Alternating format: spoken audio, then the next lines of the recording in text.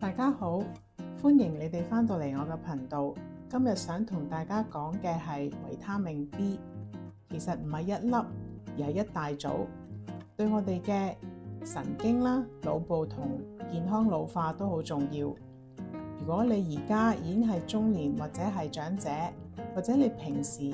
係有食維他命 B 集嘅補充劑，今集可以幫你更加清楚了解究竟乜嘢係維他命 B， 有咩主要嘅好處，一日應該食幾多，有咩食物係好嘅來源，同埋維他命 B 食過量會點樣樣。睇到最後，我會講下邊啲嘅情況適合食補充劑，邊啲嘅情況可能係會有害。平時人哋講維他命 B， 其實通常係指維他命 B 集，即係一組8種水溶性嘅維他命一齊做嘢，叫做 B complex。佢係包括咗以下8種，可以想像佢哋係細細粒嘅助手，坐喺你嘅細胞入面幫手，將你食落肚嘅澱粉質啦、脂肪同蛋白質轉做身體用到嘅能量，修補 DNA，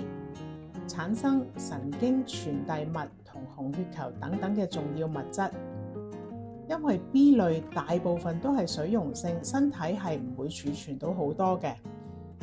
用完多餘嘅其實係會由尿道排咗出去，所以要靠每日食嘢好好補充，有時候都需要加返少少補充劑。不過 B12 就有啲唔同啦，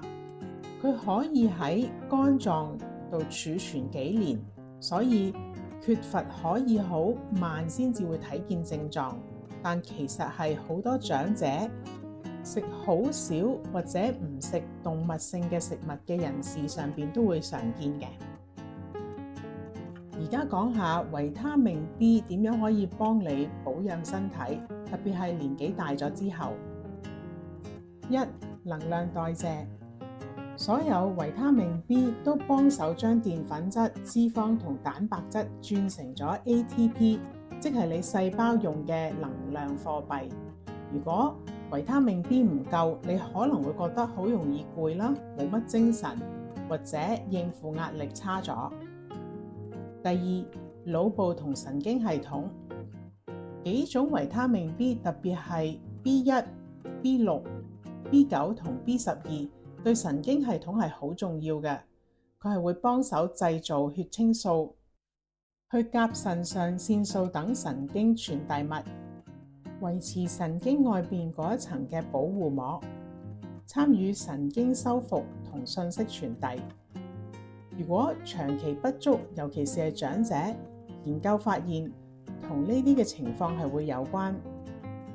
周邊神經病變，例如好似手腳麻痹、刺痛或者灼熱感，情緒問題、抑鬱或者係意識混亂，認知能力下降，類似腦退化咁嘅表現。第三，血液同 DNA。B9 即是葉酸同 B12 製造紅血球同埋合成 DNA 嘅關鍵。如果缺乏，會出現所謂嘅大細胞性貧血，紅血球變大粒咗，但係唔健康，容易壞，亦都會有乏力啦、好攰啦、頭痛、氣喘或者心跳快嘅症狀。第四，同伴胱氨酸同老化嘅問題。B6、B9 同 B12 可以幫手將血液入面嘅同伴胱氨酸維持喺正常嘅範圍。過高嘅胱氨酸同心血管疾病風險增加，認知退化加快，骨質疏鬆同骨折風險增加係有關係嘅。有研究顯示，年紀大，如果維他命 B 嘅狀態唔好，就容易出現腦部或者免疫系統同其他退化性嘅問題。第五，皮膚、頭髮同黏膜，其他維他命 B 好似 B2、B3 同 B7 都會幫手保持皮膚、頭髮、眼睛同口腔黏膜嘅健康。缺乏呢一類型嘅維他命 B 可以令到嘴角裂啦、口瘡、皮膚炎、頭髮等等改變嘅。所以喺呢一組嘅維他命唔只係補神經咁簡單，而係深入咁影響每一個細胞嘅運作，尤其是係腦、神經同血液。咁究竟要食幾多先至夠呢？唔同國家嘅指引其實係有一啲差別嘅，不過一般成人嘅建議攝取量大概就好似下邊呢一幅圖咁樣講。對中年同長者嚟講，有幾點好重要，盡量由均衡嘅飲食入面達到以上嘅指數，特別留意 B6 同 B12 加葉酸，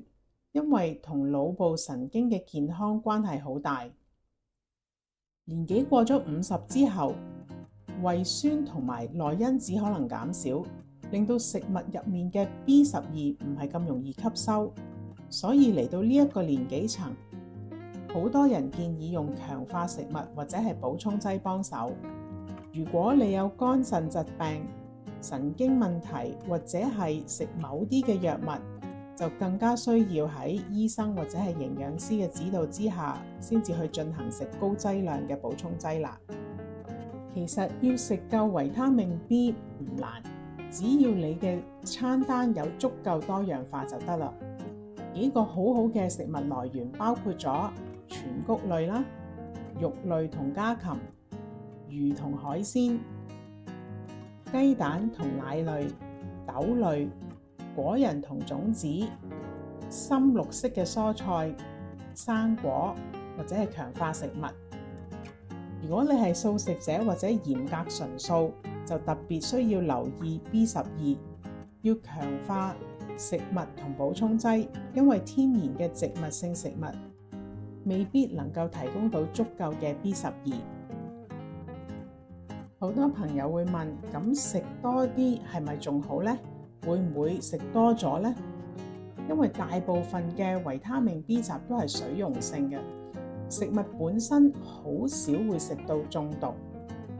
多餘嘅部分亦都會喺尿裏邊排咗出去。所以由飲食過量一般係唔使擔心嘅，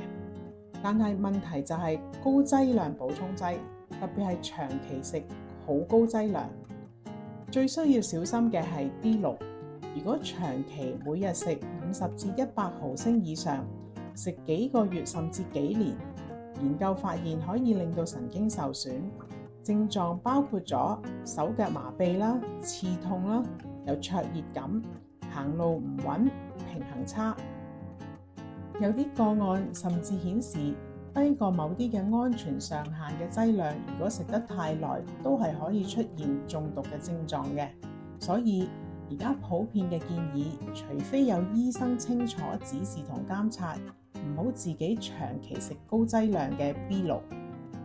至於 B12， 一般嚟講嘅毒性係好低嘅，多餘亦都會排走。不過有啲人食好高劑量或者打 B12 嘅針之後，會出現頭痛、頭暈、腸胃唔舒服、皮疹或者痕癢。血液